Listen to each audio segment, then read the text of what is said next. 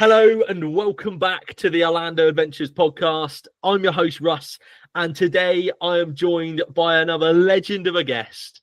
We have got Sam McMaster from Soarin With Sam.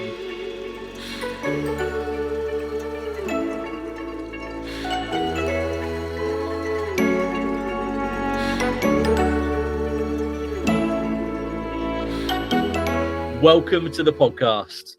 Thank you, Russ. It's honestly a pleasure to be on the podcast, I suppose. Yeah, mate. Honestly, it is all my pleasure. We've been talking on Instagram for quite a while, and you know we've had this booked in for a while as well. And honestly, the opportunity to chat with yourself is a real pleasure. It really is. No, it is honestly a pleasure. Obviously, we're not only talking about Orlando, we're talking about other things as well. Which is what this this space and this community makes it so amazing, isn't it? Yeah. Like we've got so many different people, and the one thing that kind of unites us all is Orlando. Definitely. And then it's amazing that we can kind of make friends out of this community as well. And I genuinely regard you as a mate. I mean, it's great that we can, we quite often have a football chat. Yeah. But yeah, no, I love it. So to kind of get into like who you are, who is Sam? What is Soarin With Sam in terms of like your Instagram and your YouTube then? So, well, my name's Sam. I am based in West London, and very simply, I just love Orlando. We've been going since 2018. Like a once in a lifetime trip, so they all say.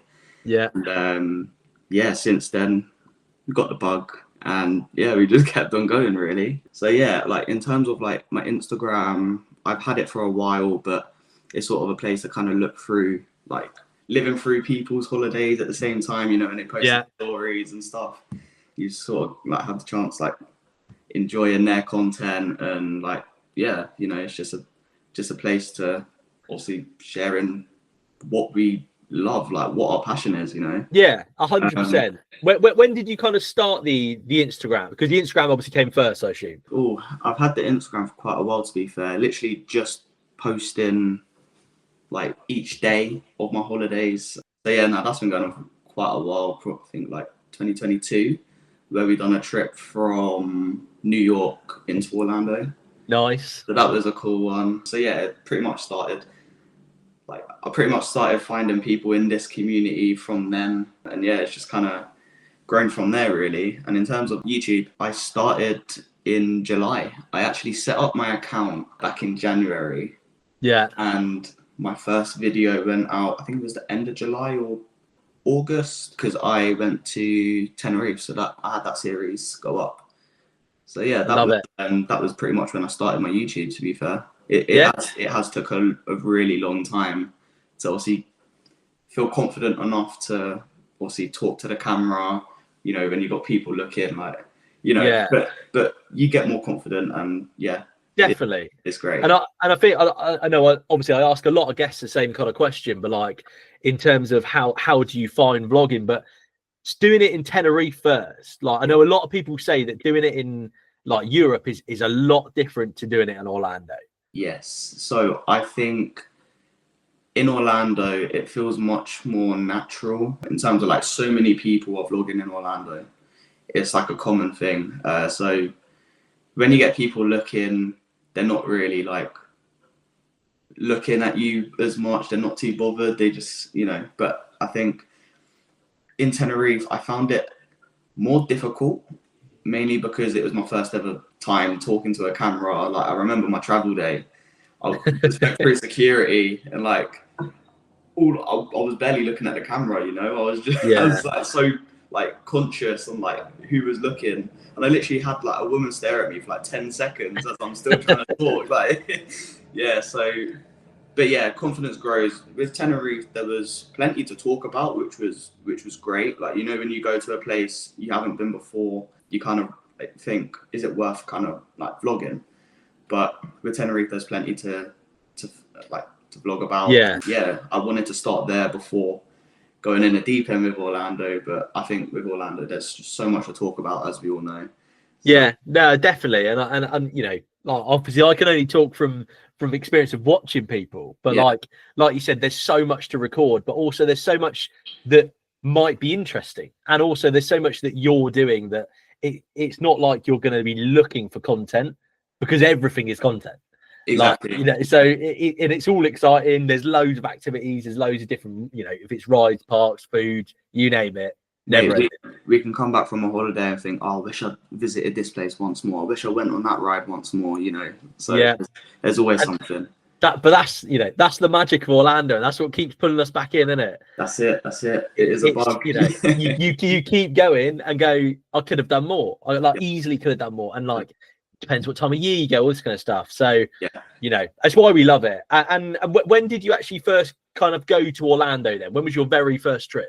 So my very first trip was 2018. We went, it was the middle to the end of July going into August. We went for 2 weeks, stayed on Universal property. We actually stayed at the Hard Rock, which was like amazing. Amazing. Yeah. For first trip. Yeah. Wow. So, you know, express passes, like the 5 minute walk to the parks. It was incredible. But yeah, so we spent 2 weeks, as I said. We done pretty much everything as you would expect in a 2 week holiday, trying to cram everything in. Yeah. However, I'm very ashamed, and there's probably going to be people screaming at me, but we done Disney absolutely wrong. We went to the Magic Kingdom and Animal Kingdom, so we popped on one day. Yeah. Not even having a clue what Epcot and Hollywood Studios was. It's so embarrassing, but now Hollywood Studios is my favourite park. Yeah, we done it completely wrong. We went on Carousel of Progress just because it had like a 5 minute wait, and like we were thinking like, oh, is it actually magical?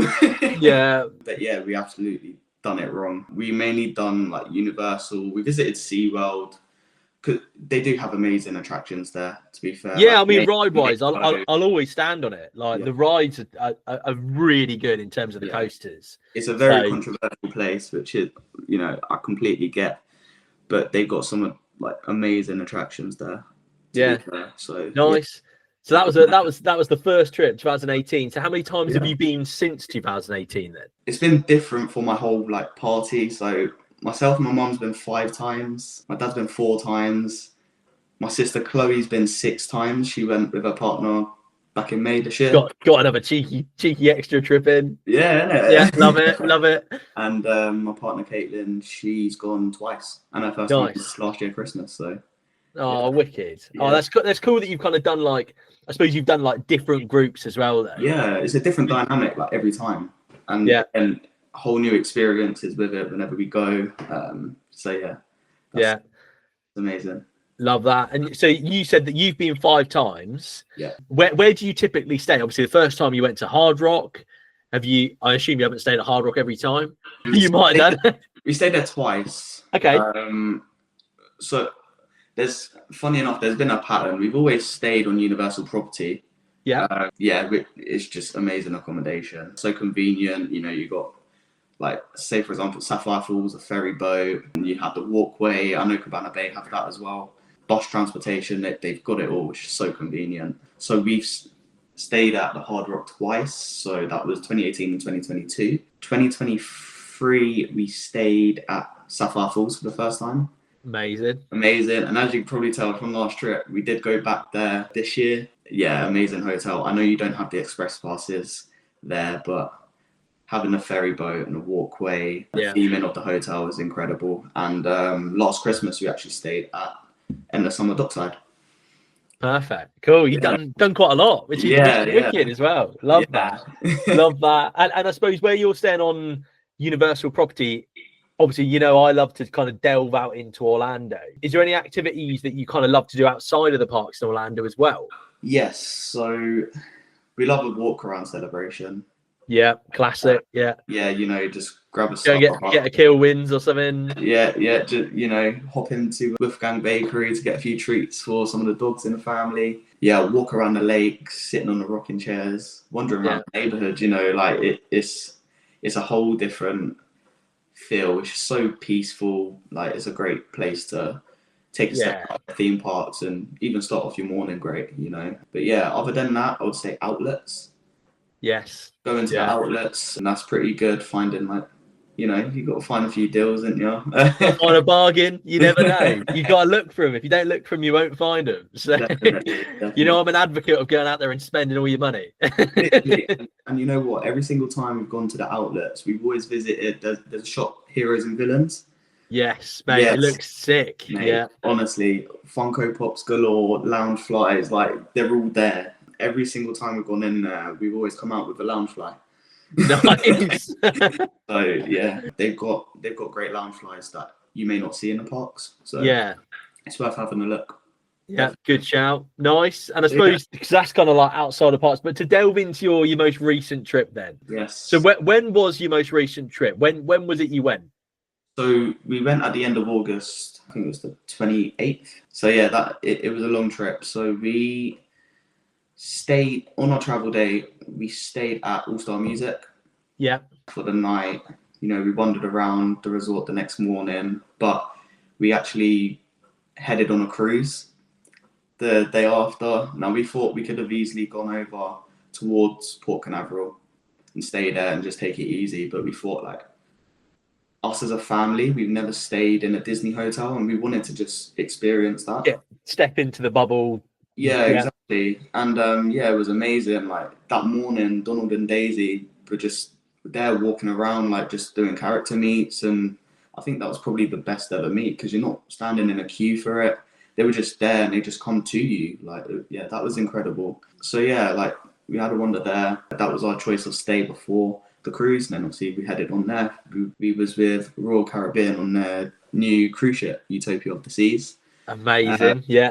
Yeah, so that stopped off at Nassau and their private island, Perfect Day at Coco Cay. And that was honestly a paradise. It was incredible. Yeah. So yeah, and then obviously after the cruise, we headed over to Sapphire Falls and we had 2 weeks there. So we were doing all of, you know, Disney World, Discovery Cove, we had a day at Gatorland. Yeah. We've done obviously Horror Nights and Mickey's Not So Scary.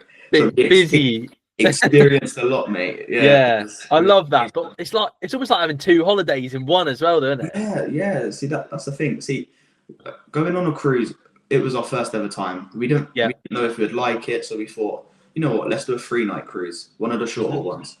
And yeah, that turned out to be perfect. Yeah, obviously doing the Halloween events as well. That was our first ever time actually experiencing Halloween there. Like, I think on one of our trips in 2022, we were there where like all of the Halloween decorations were up in the park. Yeah.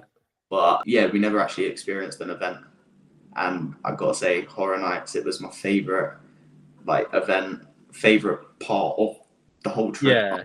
Amazing. Yeah. So like a proper highlight. What was your favorite house this year's HHN?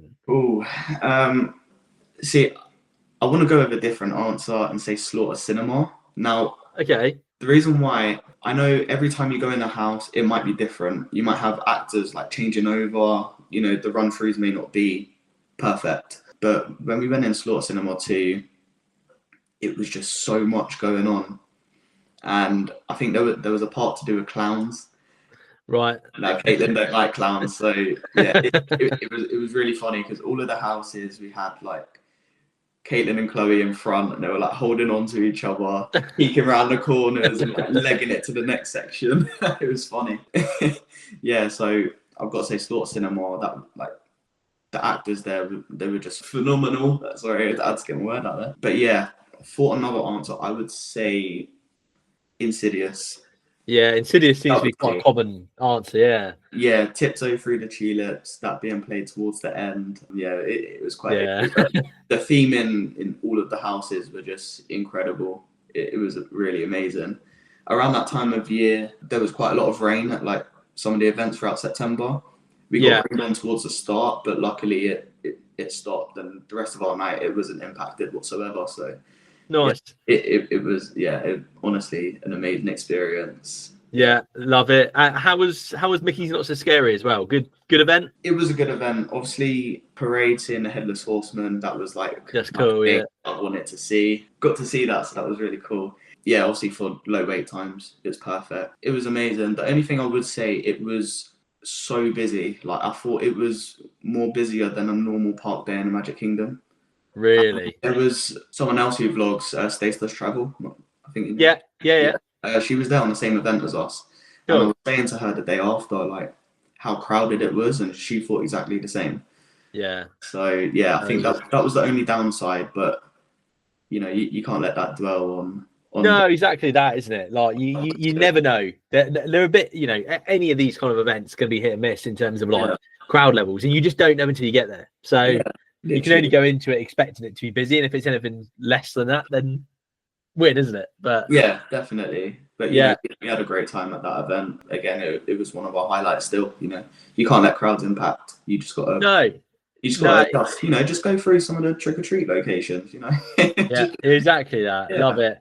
Absolutely love it. Any other highlights from the trip outside of the kind of Halloween stuff? I suppose any new rides or any rides that you hadn't done before that potentially you went on this trip? Well, what I was gonna say is the horror makeup show. Interesting. That gets slept on. Yeah. Like, honestly, proper underrated. Yeah. Yeah, it's a big one where you can just easily skip it, and I just think it's absolutely amazing. I've done it twice now, so I can say that every single time you get different actors, different interactions. You know, you got Beetlejuice just like greeting you inside of the show, and like incredible. Yeah, like the interactions, as I said, they bring up someone from the crowd to do some of their little kind of skits and stuff. Yeah, I suppose. Yeah. Nice. Good shout. Like that. I like that a lot. Yeah.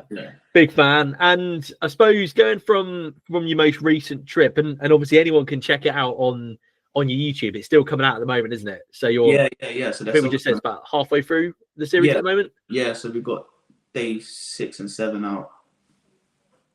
Tomorrow, Sunday. Yeah. What is it? Last Sunday. Yeah.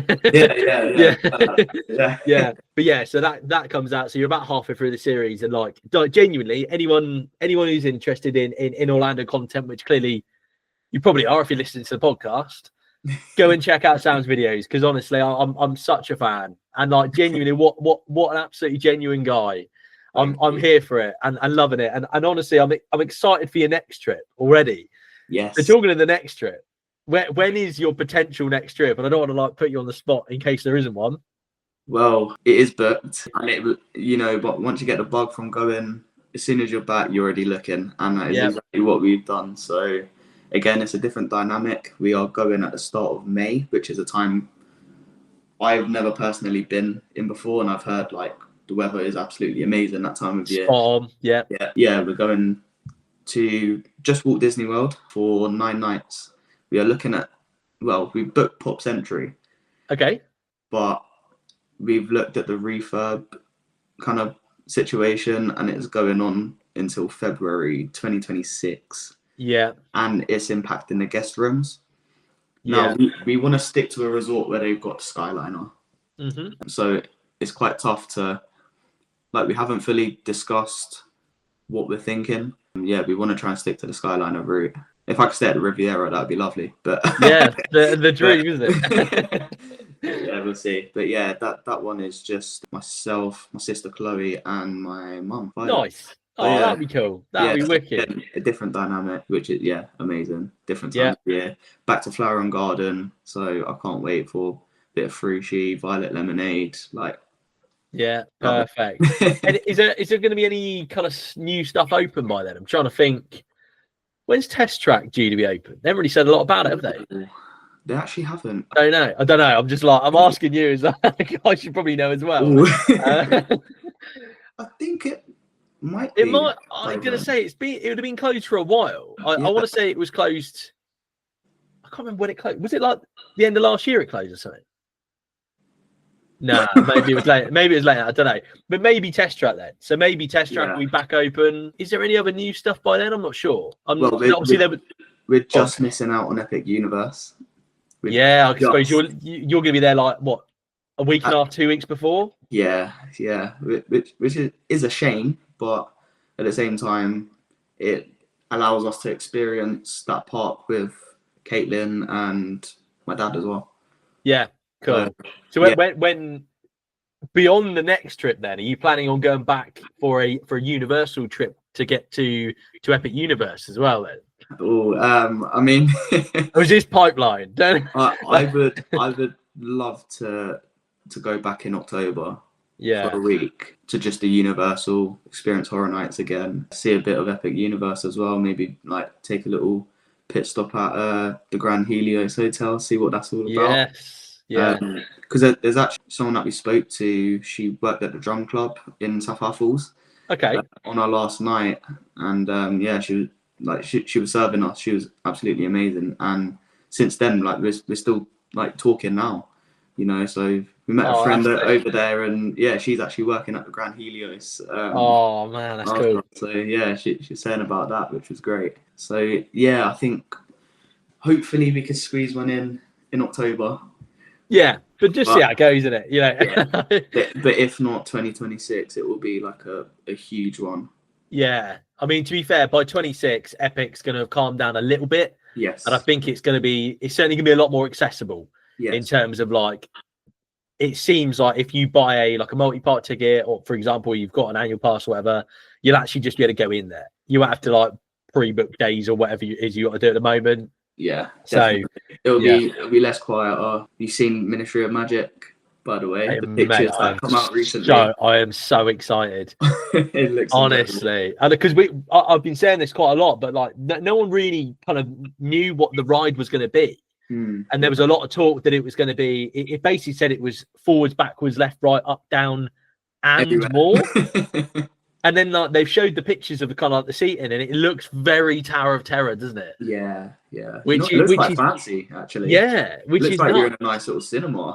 Yeah, mate, I'm excited. Honestly, like when I saw those pictures, I just kind of thought like maybe this is going to be like one of the best rides in Orlando. Like genuine, I think where Universal hadn't released an awful lot of information about it, we've kind of just like we've slept on it a bit and just kind of gone.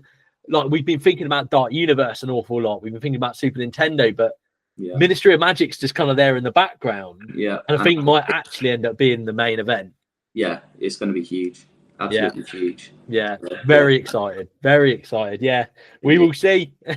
I suppose to lead us on to the next section of the podcast, then, as we're talking about rides. It's my little section called Keep, Update, and Close. And over the past few weeks, I've been mean to people, and I've just been throwing out just horrible options. And this is no different. I basically went in your Instagram, and I'm pretty sure I picked probably your 3 favorite rides. Yeah, absolutely brutal when I saw this come through. So I went for Soarin, because Soarin with Sam. I went for Tower of Terror, and then Flight of Passage as well. So I am sorry. and I'm sorry for anyone who is listening to this. I'll take the stick because it's not on you. Right. This has been like so tough. As soon as this come through, I sent a message to you and I was like, that is absolutely brutal. Yeah, just not cool. So, right. I'm gonna keep Tower of Terror. Yeah, I feel you. Mainly because Hollywood Studios is my favorite Disney park. It's the park icon. Walking down Sunset Boulevard, it's there. Yeah, don't get that. It's amazing. Update Flight of Passage. Okay. I couldn't close that, no way. But like when you walk into Animal Kingdom, your first thought is, how long is Flight of Passage? Yeah. Right. It is the part, like the main attraction of the park. Yeah. Exactly. And yeah, the land's absolutely incredible. So I think I'm gonna update that mainly because when we went on our last trip, the screen seemed to be a bit more blurry. Yeah, this has been a common thing, yeah. Yeah, so if they can update the screens, that would be amazing. Yeah. And I'm going to close Soarin' as much as it is my name.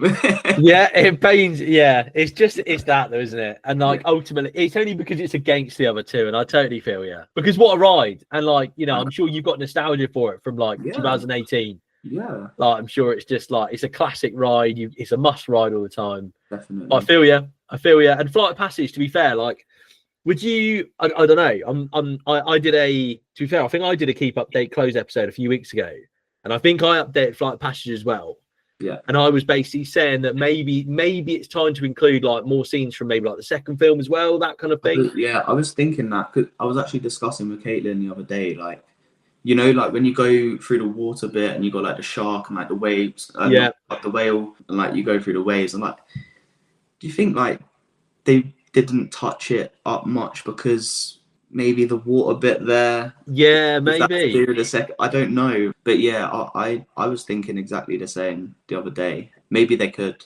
Yeah, and to be fair, maybe they will, because ultimately, like, you know, the films are two of the biggest films of all time. There's no doubt that they're going to remain popular. So, but if they was to close Flight of Passage for a refurb, would it attract guests at Animal Kingdom much there less? you go. That is the main attraction. Yeah, So it's a good shout. I think you've basically got to maybe open like the kind of like Aztec area with like Indiana Jones and Encanto. Yeah, I think maybe once that's open, you can potentially do something else, because that would draw a crowd itself. true. But no, it's a good call actually. Yeah, but we'll see. This is all stuff in the future, isn't it? And it's pipeline, and maybe, you know, we can speculate, and we love it, don't we? Yeah. We're always like, you know, when we're on Instagram, we're always looking at these updates. Like very recently, Monsters Inc. Land has been confirmed, and the Muppets going over to Rock and Roller Coaster. Yeah. Which, personally, I don't know how I feel about it. I don't know how like a fast launch ride is going to work with the Muppets. I don't know. I'll be honest, I feel weird about it. Yeah. I'll be honest. I don't hide the fact. I wouldn't say I'm a massive Muppets fan. I don't dislike them by any means, but like, is that the thing to go into that ride? Like you're saying, does it match that ride at all? No, I don't think it does, to be honest. I mean, surely there was like just a million other options, and I'm sure it'll be so much fun. Don't be wrong. Like, that's one thing with Muppets, isn't it? It's going to be fun, but I think at the same time with Rock and Roller, it does need a bit more love now. I know definitely, the last couple of years there's been two massive like kind of closures to kind of jazz it up a little bit, I suppose. Make it more smoother. But it does need to change. But is that the move? Yeah, it's just one of my favorite rides there as well. Like yeah, good shout. And I suppose leads us on to our kind of like 5 final questions of the podcast. Yeah. First one, then. I tell you what, we'll switch it up. We'll go first one as favorite park, because we've established your favorite park is definitely Hollywood Studios. Hollywood Studios, but I mean, Islands of Adventure is just incredible. Obviously, where you got Velocicoaster and Hagrid's, everyone still has that debate to this day. Yeah, you know. Yeah, I mean, like literally, there's nothing in it, really, isn't there? Just walking around that park, and you've got, I don't know, like it just everything just goes away, and like you just Yeah. Again, the same with Hollywood Studios as well. Like they're both such good parks. I feel like they're both right up there, and I'm the same as you. I think I'd put those at the top. Yeah. I think that there's, especially Hollywood Studios, like with Galaxy's Edge, with like Toy Story Land, you've just got such like big immersive lands, but then you've got places that are classic, like where Tower of Terror is. Yeah. All for it. Just stopping off at the Starbucks, walking down Sunset Boulevard with the jazz music. Yeah, it's just the feels, in it. Like, I'm here for it. I really am. And I'm going to put you on the spot now then with favorite ride then. Go on. All parks in Orlando. Go on, I'll open it up. For me, it's got to be Hagrid's. It might sound like a plain and simple answer, because a lot of people do say it. Nah, to be fair, I'm here for it. Yeah. But if you're telling me there's 7 launches, it goes backwards, there's a drop. Yeah. It has so much. And again, the theming's just incredible. Yeah, definitely. Yeah, top tier. But if I can say in Disney, it's got to be Guardians as well. Yeah. The variety of the different songs. Yeah. I don't know. This is it though, isn't it? We're lucky. We're lucky that in that conversation, like, there's so many rides that we can put in that list of like unbelievable rides. Yeah. And the mad thing is that a lot of these have come in like the last 5-6 years. Yeah, definitely. So like it only gives me confidence that everything that like Universal and Disney are going to put out in the coming years is going to hit. Honestly, the technology that's being used in this day and age is just unreal in these parks. So Yeah, it's special. It really is. And to be fair, like I think it's significant that a lot of the rides that we all talk about being Velocicoaster, Hagrid's, Cosmic Rewind, and Tron to an extent as well. These are all coasters, and I think it's significant that having added all of these coasters is drawing a different crowd as well, and it's drawing people who are a bit more thrill seekers. definitely. Yeah, But yeah, I think this is also what makes Epic Universe so exciting. yeah. You know, because we've got the new Honestly, technology. That there's a variety of different style of rides there. and a dueling coaster. Like, I yeah, know. I'm here for it. Incredible. Yeah, honestly, we are buzzing. Yeah, yeah. So the next question is, what is your hidden gem? So it can be an attraction, it can be, or realistically, it can be anything, but a hidden gem in one of the parks. I have to go back and say horror makeup show, Yeah, mainly because it does get skipped out on a lot, and I just think, yeah, it shouldn't be skipped out. I think people often go to the Bourne Stuntacular show yeah, more. Now, I think, not to say it's bad or anything, because the technology they use is just amazing, but I think when we went Christmas time, we was in the second row, and it was more obvious what was on the screen and what was actually on stage. yeah. So that kind of gave it away a little bit for us, and so we were like, this trip, we're definitely doing horror makeup show. And that was the second time we'd done it, and it was like, yeah, like you're gonna get a different experience every time, but you're always gonna come out laughing. Yeah, love that. I mean, it's a shout. Like you said, it's that like kind of sums up hidden gem and underrated because I don't think it gets shouted about a lot. And like I think anyone who's done it always goes, it's amazing. Yeah. I mean that's fair. Yeah. But I think it's that more people haven't done it because I think either people don't realize it's there or people have just gone, you know what, it's not a priority for me in the park. But I think it needs to be for a lot of people. Like this needs to be a priority. And like to have Beetlejuice outside and like, yeah, it's you're not waiting for him. He's just there. Just there as a character meet, like on the way in. Yeah, and by the way they do like that actor Beetlejuice, it was like spot on.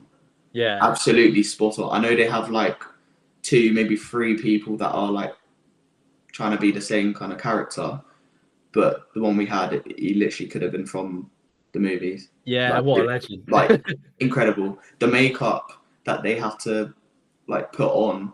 Yeah, like, I mean, like my sister complains like how could people wear makeup in Orlando because the humidity, it just like comes straight off. yeah. So what they use there, Yeah. It's amazing. Yeah, love it. Great shout. And to take us from kind of like most underrated then to most overrated ride.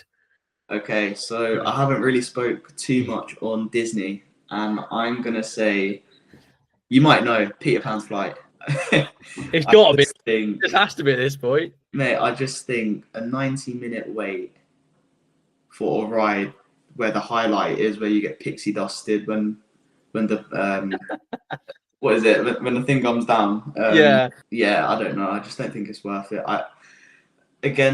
I understand the nostalgia. I understand it was actually Walt Disney's favorite character that he made, which I don't know if you know. No, I didn't know that, to be fair. Yeah, so I get why it's often like a 90-minute wait. Yeah. But yeah, I don't know. I just don't think I can wait that long for it. Nah. No, it's not even that long either. No, this is it. A lot of people say it's kind of like a blink and you miss it kind of thing.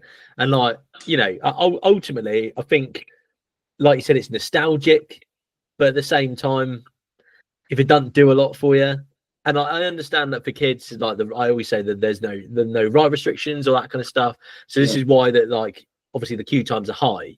Yeah. But yeah, don't know. Seems a bit wild, doesn't it? But you know, if people go in the queue for that and make queues for other stuff a little bit less, then I'm kind of here for it. yeah, definitely. Yeah, but at the same time, like Magic Kingdom's a crazy busy park, isn't it? So those queues have got to chew some people up. Yeah, but I think at the same time now you've got obviously Tron, where that's not at a virtual queue anymore, so that's going to be high wait time. You've got to prioritize Tron over Peter Pan, in my opinion. Yeah, I mean inevitably, 100%. And then I suppose is it Big Thunder? Yeah, with Big Thunder, it's going to be down as well. Yeah, I'm so gutted. I'm missing that next trip. So we got like, yeah, I mean, with that gone as well, like it basically just means that the queues are all going to go to Tron at this point. Yeah, but I think they're going to be the reason why they're doing that long refurb is to probably make space for that new land that is coming into the Magic Kingdom. Yeah, that is cars themed, which would make sense because it's the Wild West, right? yeah, which will be wicked. Like, yeah, I'm here for it. I'm here for all of it. I really am. And I suppose to lead us on to the final question of the episode, then, what is your best thing to do outside of the theme parks? And it can be something you've mentioned already, by all means. Yeah, I'm gonna say celebration just because it's just so different. Yeah, but also resort hopping. nice. The weather can get to you.